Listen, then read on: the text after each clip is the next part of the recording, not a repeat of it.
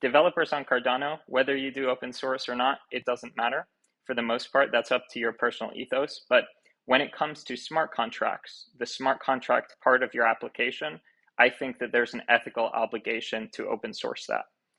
And this is because in the real world, right, you would never ask someone to sign a contract that they can't read.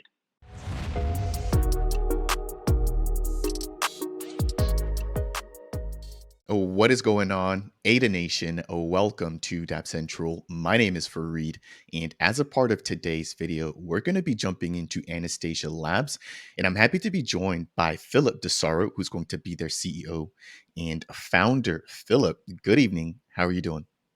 Great. Yeah, it's been a long day, but happy to be here.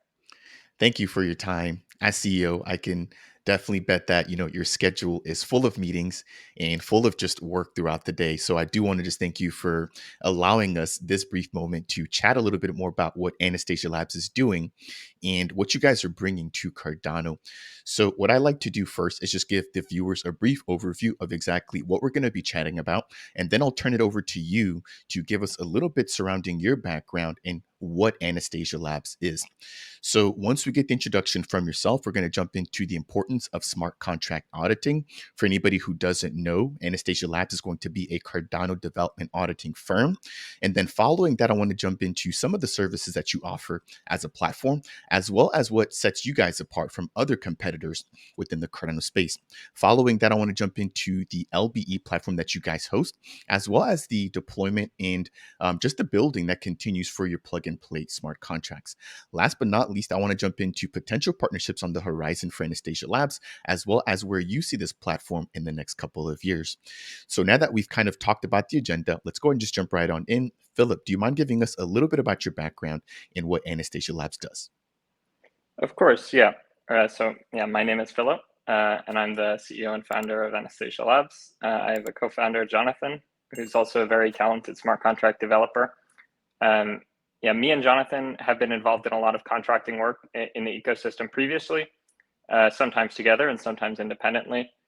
And we decided at one point, why don't we just start a firm ourselves? And we got to it. I've worked on, if you've interacted with the apps on Cardano, you've probably at some point touched code that I've worked on. I've worked on Wing Riders. I've worked on many of the other dexes. We've had contracts with, fluid tokens to endcoins and things like that. So. Awesome. I didn't realize that you had the technical experience to go along with the leadership experience as a CEO. So jumping right on in, what is Anastasia Labs and how did this come to be? Right. Yeah. So Anastasia Labs is a smart contract and auditing firm. Our goal is to bring projects to Cardano, and we're very focused on open source. To that point, to an extreme degree, we will try to avoid, in most situations, taking or accepting contracts where the work is not open sourced. And on the other hand, we will offer significant discounts to projects that agree to open source their work. And this is because we're very passionate about the fact that, we don't want to compete in this small closed ecosystem. We don't want to compete with other dev firms on Cardano because the pie, it's finite, right? Even if we have 100% market share, if we have 100% market share of a small pie, that's not as good as if we had, 30% market share of a massive pie. So that's our goal, to bring more projects to Cardano, to bring more open source work. And in that case, we're trying to change the narrative which exists right now, that where it's easier to build on Ethereum or other blockchains, right? And Cardano is hard to build on. And I don't blame people. If you're a dev firm somewhere and you want to start a decentralized application and you're looking, what blockchain should I launch on?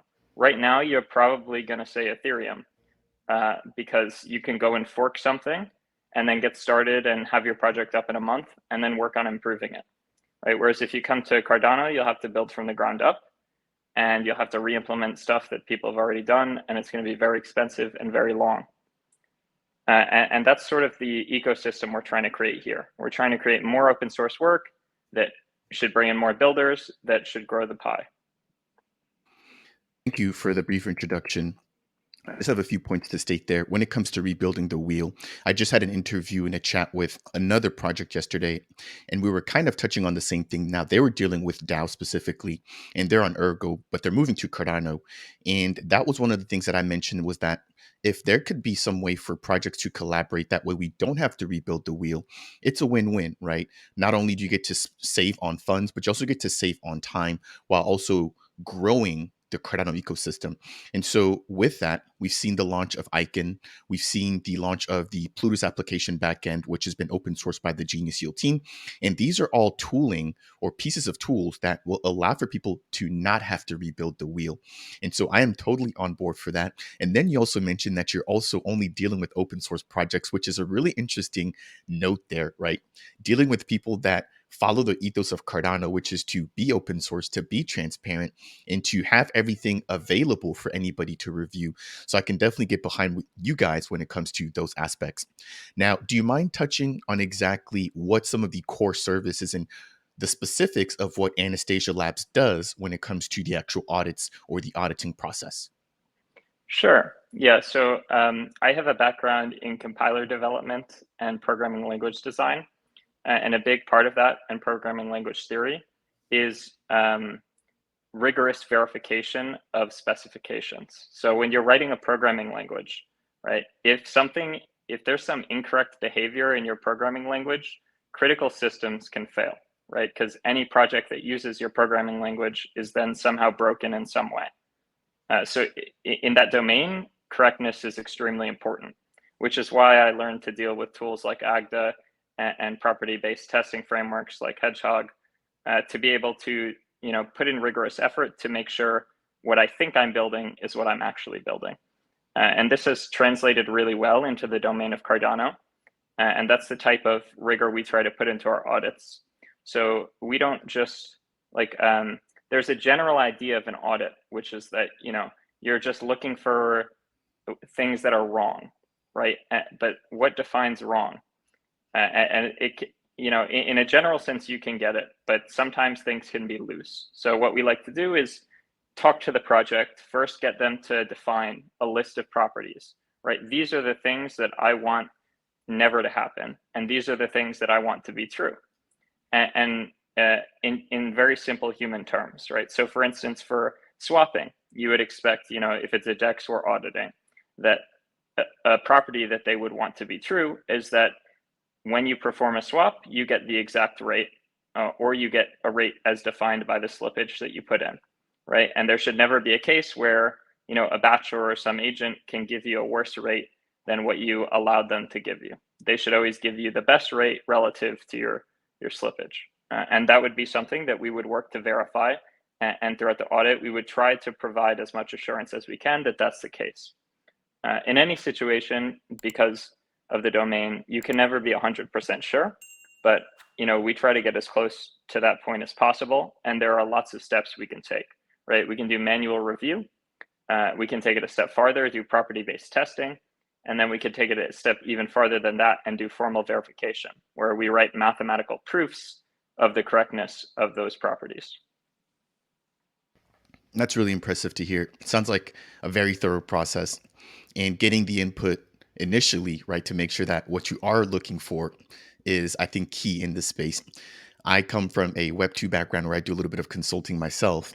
And a lot of times when the client doesn't give you all of the business rules and the expected outcomes, right, you're kind of building, but then you're not really sure what to look for because you don't know what it is that they expect. And so I think that's a really huge piece to keep in mind.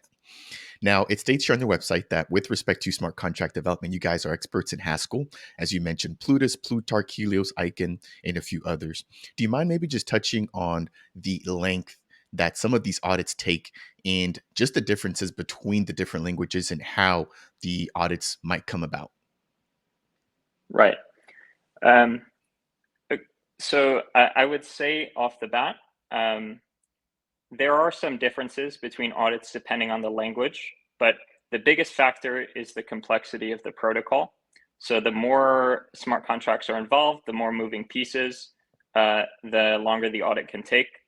On the other hand, if it's something like a multi-sig or something we've audited, to your point, right? People keep rebuilding the same things. Like a multi-sig, we've audited hundreds of times now, or like NFT things, then yeah, it can be very brief. It can be as quick as 2 or 3 weeks.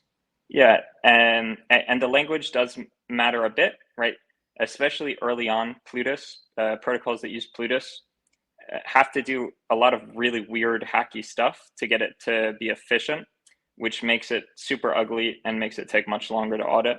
But for the most part now, most protocols that are coming out are using more normal looking code, so they're all roughly the same amount of time to audit. Got it. Thank you for that information.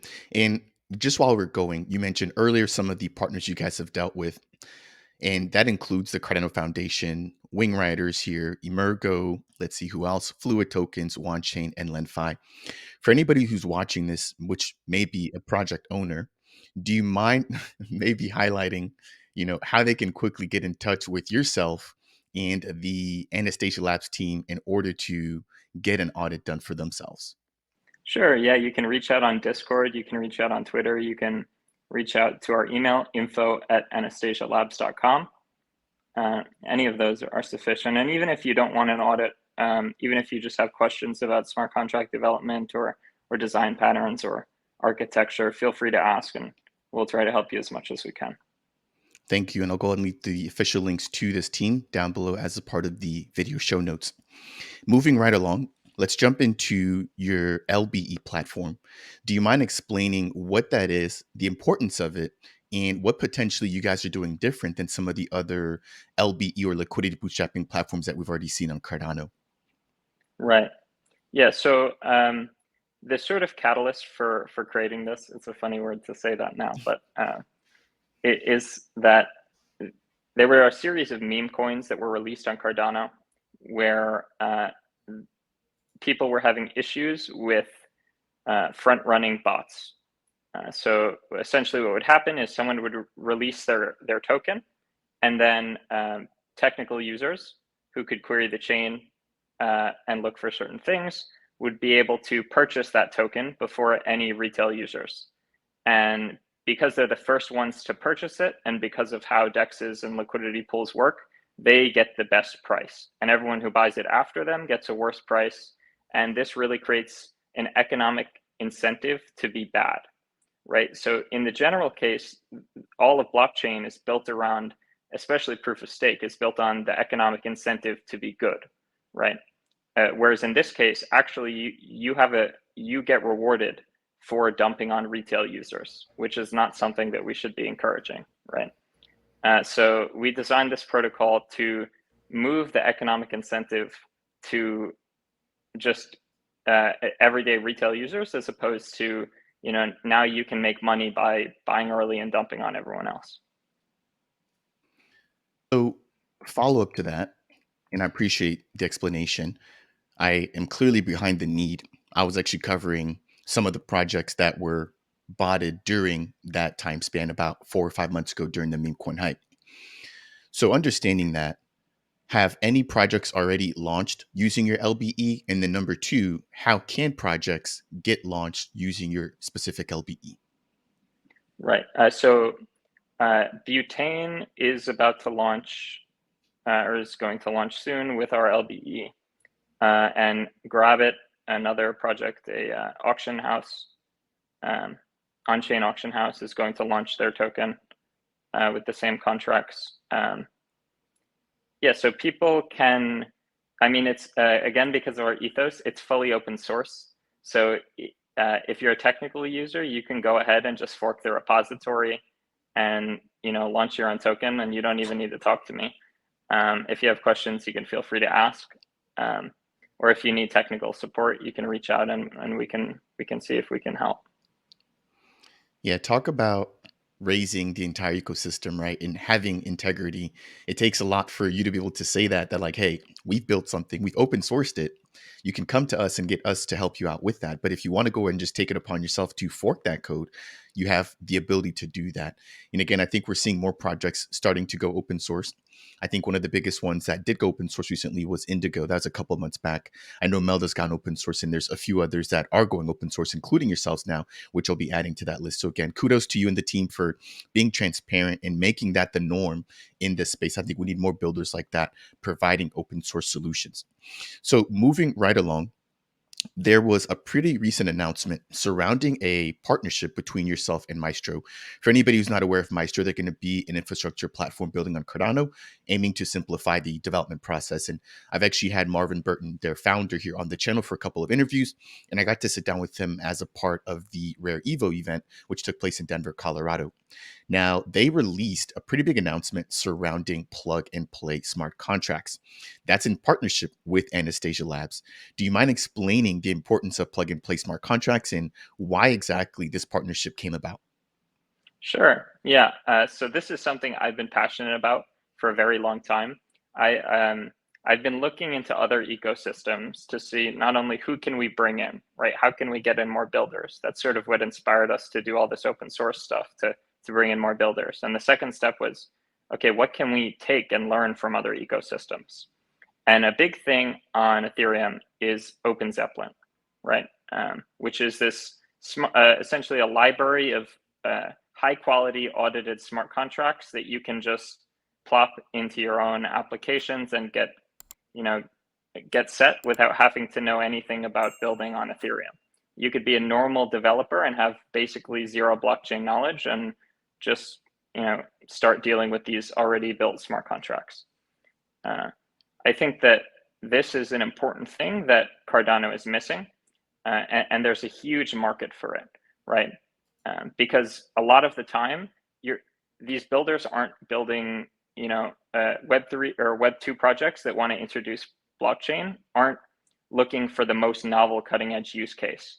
They're looking for simple things that could be helpful to them, like a DAO or a treasury or staking or taking payments like vested payments or simple peer-to-peer swapping. So all of these things are very common across a ton of projects, right? And our goal here is to create a set of super high quality contracts for these common use cases, and then present them in a way where the builders don't need to know anything about EUTXO or how to build on Cardano or have any special technical knowledge. They just make one API call that you would do in a normal development of a website, and they're done. And we reached out to Maestro and pitched this, and we thought, because they already have all this infrastructure work, it'd be great.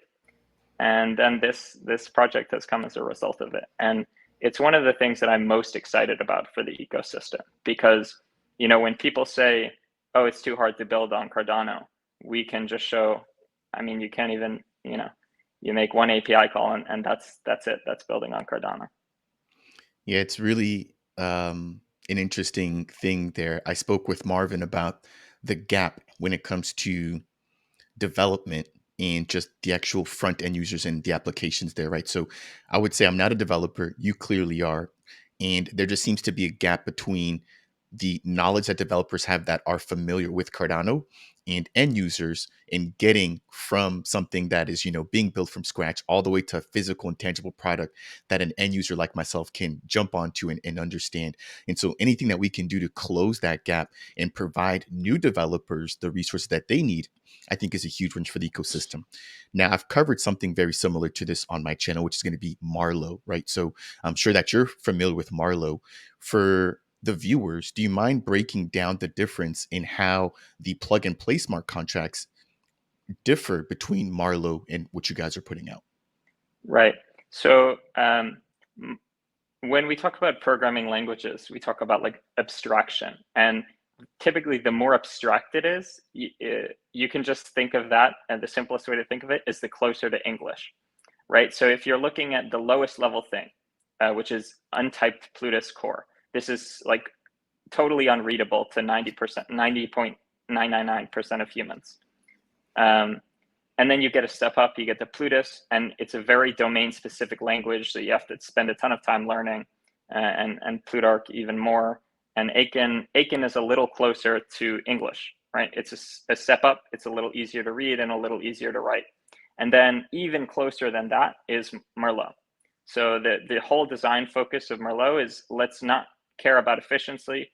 Let's not care about anything except for writability and readability. And what this produces is a language that is very close to English, that should be very easy to write. And it should be very easy to learn how to write. So that when you look at a smart contract as a normal user, even if you don't know how to write Marlowe contracts, you should be able to read it in a fashion that's close to English enough that you'll understand what the contract is doing. Because right now, if you look at a contract, you see a vesting contract, you're just going to see a ton of code. And if you don't know how to program in that language, it won't make any sense. With Marlowe, yeah, it's code, but because of how simple and abstract it is, you should be able to sort of read through and say, oh, that's what this is doing. The plug and play smart contract API isn't a programming language at all. So you don't even have to write the smart contracts. They're completely done. And all you have to do is make an API call. So basically one line to just use them, right? So if you have an existing application, like say you're a small business owner and you have a coffee shop and you want to allow people to pay for a subscription, right? In that case, you can just drag the subscription contract in and you'll be done with it. Right? You don't need to do any smart contract work. You don't really need to know much about Cardano at all. You just import the API and have a button, and that's it. So let me just make sure that I fully understand this. I'm going to pull up a picture here of what Marlowe looks like, just for the viewers here. And again, this is somewhat of a drag and drop system. And as you mentioned, it's somewhat readable and pretty understandable for myself, right? I can, pull in these purple pieces and then add any of the other pieces that connect to that to then build out a smart contract. If I understand what you said, is that you guys are even, you guys taking this a step further in the abstraction process and bundling all of this up together to where you don't even have to deal with the drag and drop process. You guys are providing a fully ready smart contract that's ready to deploy with just a few lines of code. That's huge. That is huge. So the next thing I want to ask then is, how are you guys figuring out which type of smart contracts to build out and what to focus on when it comes to what the community needs? Do you mind touching on the process you guys have used so far to figure out, these are the 5 smart contracts that we've built out so far with the plug and play, and this is exactly why. And maybe this is, the next that we want to look at. Sure. Yeah. So the reason we picked these is because these are the contracts that we got the most, right? So as a development firm, what were people paying us to do? We had like 5 or 10, different people paying us to do the same things for these. So yeah, we basically saw that there's demand for these and decided, okay, we'll do these. And going forward, we would like community feedback to see what people want. How helpful are these? Are there maybe others that would be more helpful going forward? So that was the idea here. And even right now, we have a ton in the pipeline. We have like peer-to-peer swaps in the pipeline. We have like decentralized minting platforms and everything. So that's really interesting to hear. And I think that makes sense. As an auditing firm, you guys are probably keeping track of the types of things you're having to audit. So thank you for the explanation when it comes to that. I do have to ask, is there a fee or some sort of cost associated with using these plug and play contracts, or are they also following the same open source model that you guys have implemented? Yes, so they are all open source. And we think, in fact, I want to make this point explicitly. I think your developers on Cardano, whether you do open source or not, it doesn't matter. For the most part, that's up to your personal ethos. But when it comes to smart contracts, the smart contract part of your application, I think that there's an ethical obligation to open source that. And this is because in the real world, right, you would never ask someone to sign a contract that they can't read. And smart contracts are supposed to be the natural progression of a subset of real world contracts. That's where people get excited about blockchain. It's that, okay, now I don't have to trust people who sign a contract with me and then go and deal with the legal system and sue them and get not even half my money back, right? I can just sign a contract on the blockchain, and then I know 100%, excluding any vulnerabilities, that what I expect will happen is what will happen. So yes, all of these contracts are open source, and you can just go about and fork them for free and deploy them in your own applications, totally free. But the cost is on the infrastructure end. So even with the smart contracts, that's just one part of building on Cardano. Then you need like a backend infrastructure and a way to talk to the Cardano blockchain and all of this stuff. And this is what Maestro provides. So for the plug and play API, if you want to just fork the contracts, you can do that and build your own infrastructure for it, or just use like a block frost or anything. But if you want basically a totally zero work approach, then you have to pay for Maestro credits. Got it. Thank you. And I've got nothing else to add to that. With respect to the smart contracts and having those being open source and visible for people to understand what's going on, I think you hit it right on the head. If we would expect something from a physical contract like that, we should expect and have the same standard when it comes to on-chain and I don't want to say electronic contracts, but I think you kind of get the gist there. So the very last thing I want to jump into is going to be just surrounding future collaborations and where you see the Anastasia Labs platform in the next year, 5 years, et cetera. Are there any partnerships that you guys are actively working on? I know you've mentioned the butane as well as Grabit, but is there any other integration that you guys are working on now? And then where do you see this platform in the near future? Right. So right now, I think we have a ton going on in terms of auditing, some really exciting stuff coming up. I really can't, I'll have to talk to clients before I can give names, but it should be very interesting. A big one we can give away is we were elected as one of the temporary committee members for the open source committee for Intersect, which is Cardano's member-based organization. And we're super excited for that because obviously we're very passionate about open source. So it's going to be great to be able to have some input on how we can set standards for open source work going forward. Thank you. And as for how we see ourselves progressing in the next few years, the vision is that we sort of expand into a large network of open source work to the point where there is zero hurdle to entry on Cardano, where if you have any basic 100 use cases that you would want for smart contracts or blockchain applications, you'll be able to just fork one of our repositories and start from there. And you have all the smart contracts that you need. And this is going to take a lot of time. It's going to take a lot of work. It's going to take a lot of collaboration and getting these things audited. But that's our goal, to make it so that there's no reason that you should look at Cardano and say, it's too hard, I'm going to go somewhere else. That is huge. And again, I commend you and the entire Anastasia Labs team for having that mindset, which obviously is what we want everybody to have in this space. The decentralization, openness, fairness, and transparency that Cardano has touted for such a long time. And so, ladies and gentlemen, again, thank you to Philip, the CEO and founder of the Anastasia Labs platform, a Cardano development auditing firm. If you guys want to find out more about them, again, check out the show notes down below.